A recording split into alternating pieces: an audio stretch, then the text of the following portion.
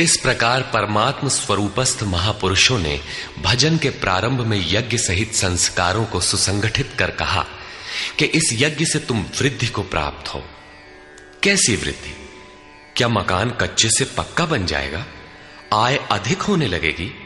नहीं, यज्ञ इष्ट कामधुक, इष्ट संबंधी कामना की पूर्ति करेगा।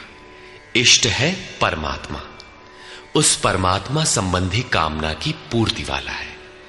प्रश्न स्वाभाविक है कि यज्ञ सीधे उस परमात्मा की प्राप्ति करा देगा अथवा क्रम क्रम से चलकर।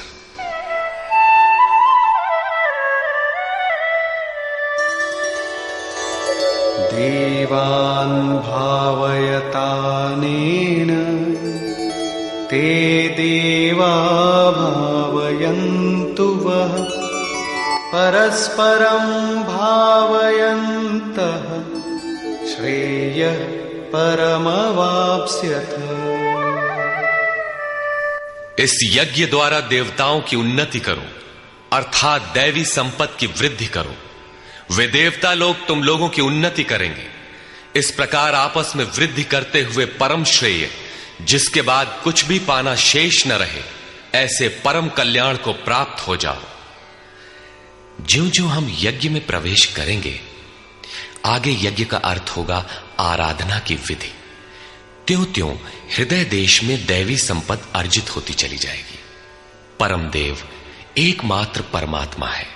उस परम देव में प्रवेश दिला देने वाली जो संपद है, अंतःकरण की जो सजातीय प्रवृत्ति है, उसी को दैवी संपत्ति कहते हैं। वो परम देव को संभव करती है, इसलिए दैवी संपत्ति कही जाती है, न कि बाहरी देवता जैसा लोग कल्पना कर लेते हैं। योगेश्वर श्री कृष्ण के शब्दों में उनका कोई अस्तित्व नहीं है। आगे कहते हैं,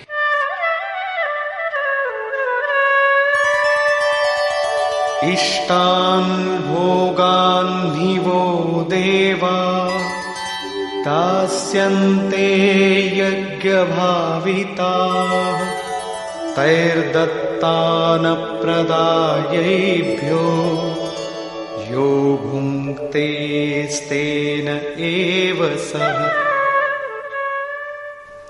यज्ञ द्वारा संवर्धित देवता दैवी संपत्ति आपको इष्टान भोगान ही दास्यन्ते, इष्ट अर्थात आराध्य संबंधी भोगों को देंगे, अन्य कुछ नहीं। तैहि दत्तान, वे ही एकमात्र देने वाले हैं। इष्ट को पाने का अन्य कोई विकल्प नहीं है। इन दैवी गुणों को बिना बढ़ाए जो इस स्थिति का भोग करता है, वो निश्चय ही चोर है। जब उनसे पाया ही नहीं तो भोगेगा क्या? किंतु कहता अवश्य है कि हम तो तत्वदर्शी हैं। वो निश्चय ही चोर है, न कि प्राप्ति वाला। किंतु पाने वाले क्या पाते हैं? यज्ञशिष्टाशिनः सन्तो मुच्यन्ते सर्वकिल्बिषैः भुञ्जते ते त्वघं पापा ये पचन्त्यात्मकारणात्।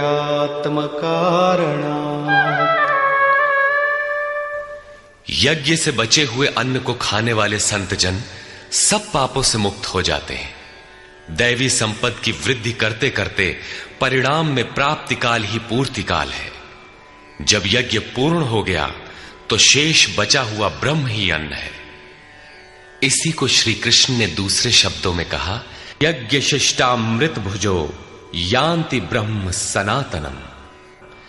यज्ञ जिसकी सृष्टि करता है, उस अशन को पान करने वाला ब्रह्म में प्रविष्ट हो जाता है। यहां वे कहते हैं कि यज्ञ से शेष बचे हुए अशन को, ब्रह्म पीयूष को पान करने वाला सब पापों से छुटकारा पा जाता है। संत जन तो छूट जाते हैं, किंतु पापी लोग मोह के माध्यम से उत्पन्न शरीरों के लिए पचते हैं। वे पाप खाते हैं। उन्होंने भजन भी किया, आराधना को समझा, अग्रसर भी हुए, किंतु बदले में एक मीठी सी चाह पैदा हो गई कि आत्म कारणात् शरीर के लिए और शरीर के संबंधों को लेकर कुछ मिले।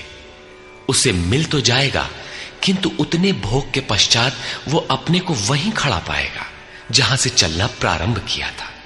इससे बड़ी क्षति क्या होगी? जब शरीर ही नश्वर है तो इसके सुख भोग कब तक साथ देंगे? वे आराधना तो करते हैं किंतु बदले में पाप ही खाते हैं।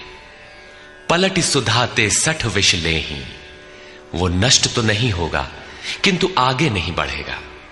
इसीलिए श्री कृष्ण निष्काम भाव से कर्म भजन करने पर बल देते हैं। अभी तक श्री कृष्ण ने बताया कि यज्ञ परम श्रेय देता है और उसकी रचना महापुरुषों द्वारा होती है, किंतु वे महापुरुष प्रजा की रचना में क्यों प्रवृत्त होते हैं? इस पर कहते हैं,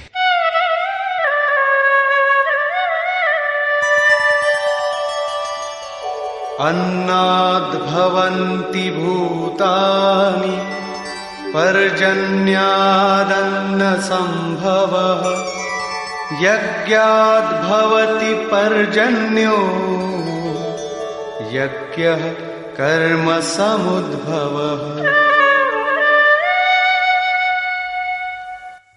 कर्म ब्रह्मोद्भवं विद्धि ब्रह्माक्षर समुद्भवम् तस्मात् सर्वगतं ब्रह्म नित्यं यज्ञे प्रतिष्ठितम्।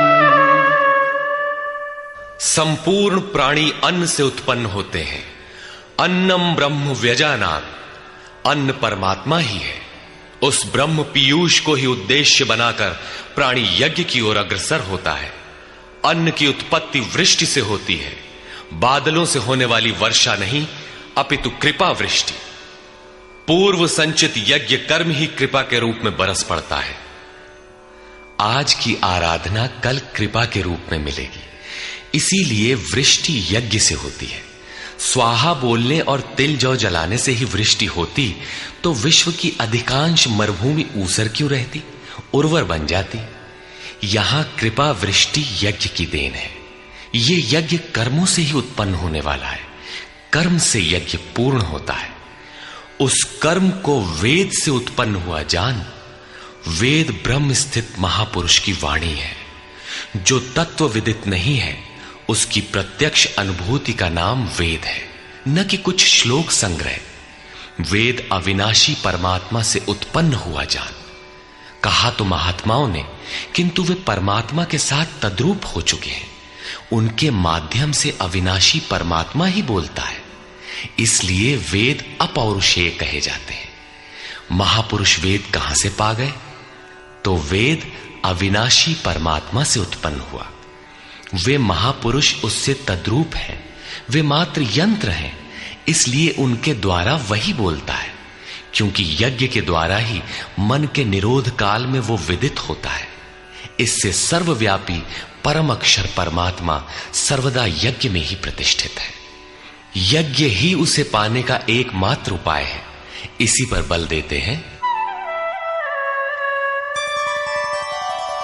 एवं प्रवर्तितं चक्रं नानुवर्तयति हयः अघायुरिन्द्रिया रामो मोघं पार्थ सजीवति।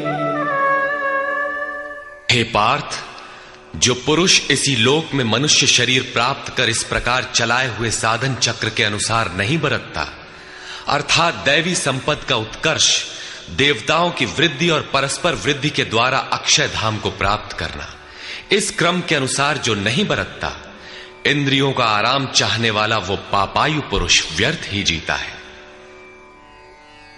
बंधुओं, योगेश्वर श्री कृष्ण ने अध्याय 2 में कर्म का नाम लिया और इस अध्याय में बताया कि नियत कर्म का आचरण कर। यज्ञ की प्रक्रिया ही कर्म है। इसके सिवाय जो कुछ किया जाता है वो इसी लोक का बंधन है। इसीलिए संग दोष से अलग रहकर उस यज्ञ की पूर्ति के लिए कर्म का आचरण कर। उन्होंने यज्ञ की विशेषताओं पर प्रकाश डाला और बताया कि यज्ञ की उत्पत्ति ब्रह्मा से है। प्रजा अन्न को उद्देश्य बनाकर उस यज्ञ में प्रवृत्त होती है। यज्ञ कर्म से और कर्म अपौरुषेय वेद से उत्पन्न होते हैं, जबकि वेद मंत्रों के दृष्टा महापुरुष ही थे।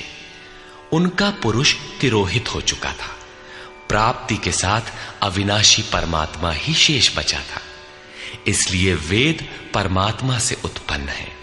सर्वव्यापी परमात्मा यज्ञ में सर्वदा प्रतिष्ठित है। इस साधन चक्र के अनुसार जो नहीं बरतता वो पापायु पुरुष इंद्रियों का सुख चाहने वाला है, व्यर्थ ही जीता है। अर्थात यज्ञ ऐसी विधि विशेष है जिसमें इंद्रियों का आराम नहीं है, अपितु अक्षय सुख है। इंद्रियों के संयम के साथ इसमें लगने का विधान है। इंद्रियों का आराम चाहने वाले पापायु हैं। अभी तक श्री कृष्ण ने नहीं बताया है कि यज्ञ है क्या, परंतु क्या यज्ञ करते ही रहेंगे या इसका कभी अंत भी होगा? इस पर योगेश्वर कहते हैं, यस्त्वात्मरतिरेव स्यात् आत्मतृप्तश्च मानवः आत्मन्येव च सन्तुष्टः तस्य कार्यं न विद्यते। परंतु जो मनुष्य आत्मा में ही रत, आत्मतृप्त और आत्मा में ही संतुष्ट है, उसके लिए कोई कर्तव्य नहीं रह जाता। यही तो लक्ष्य था। जब अव्यक्त सनातन अविनाशी आत्म तत्व प्राप्त हो गया तो आगे ढूंढे किसे? ऐसे पुरुष के लिए न कर्म की आवश्यकता है न किसी आराधना की। आत्मा और परमात्मा एक दूसरे के पर्याय हैं। इसी का पुनः चित्रण करते हैं। नैव तस्य कृतेनार्थो नाकृतेनेह कश्चन न चास्य सर्वभूतेषु कश्चिदर्थव्यपाश्रयः। इस संसार में उस पुरुष का किए जाने से कोई लाभ नहीं है और न छोड़ देने से कोई हानि है। जबकि पहले आवश्यक था, उसका संपूर्ण प्राणियों में कोई स्वार्थ संबंध नहीं रह जाता। आत्मा ही तो शाश्वत, सनातन, अव्यक्त, अपरिवर्तनशील और अक्षय है। जब उसी को पा लिया, उसी से संतुष्ट, उसी से तृप्त, उसी में ओतप्रोत और स्थित है, आगे कोई सत्ता ही नहीं तो किसको खोजें? मिलेगा क्या? उस पुरुष के लिए कर्म छोड़ देने से कोई हानि भी नहीं है, क्योंकि विकार जिस पर अंकित होते हैं वो चित्त ही न रहा। उसका संपूर्ण भूतों में, बाह्य जगत और आंतरिक संकल्पों की परत में लेश मात्र भी अर्थ नहीं रहता। सबसे बड़ा अर्थ तो था परमात्मा। जब वही उपलब्ध है तो दूसरों से उसका क्या प्रयोजन होगा? तस्मादसक्तः सततं कार्यं कर्म समाचर असक्तो ह्याचरन् कर्म परमाप्नोति पुरुषः। इस स्थिति को प्राप्त करने के लिए तू अनासक्त हुआ। निरंतर कार्यम कर्म, जो करने योग्य कर्म है उस कर्म को अच्छी प्रकार कर, क्योंकि अनासक्त पुरुष कर्म के आचरण से परमात्मा को प्राप्त होता है। नियत कर्म, कार्यम कर्म एक ही है। कर्म की प्रेरणा देते हुए वे कहते हैं,